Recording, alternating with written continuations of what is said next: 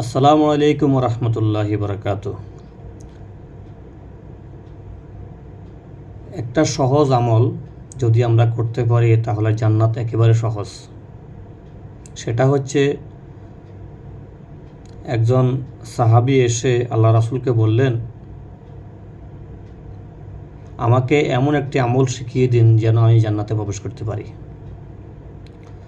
রাসূল সাল্লাল্লাহু আলাইহি ওয়াসাল্লাম বললেন যে, তুমি রাস্তা থেকে কষ্টদায়ক অর্থাৎ মানুষকে কষ্ট দেয় এমন জিনিস সরিয়ে ফেলো, তাহলে তুমি জান্নাতে যাবে। সুবহানাল্লাহ। কিন্তু আমাদের সমাজে দেখা যায় কি, রাস্তায় আরও কষ্টদায়ক জিনিস দিয়ে দেয় যেন সে চলতে না পারে। তাহলে আমরা কিভাবে জান্নাতের আশা করতে পারি? হাদিসটি এসেছে আদাবুল মুফরাদ হাদিস নম্বর 227 এবং কি মুসলিম, ইবনে মাজাহ, আহমদ, ইবনে হিব্বান অন্যান্য হাদিসেও হাদিসটা এসেছে।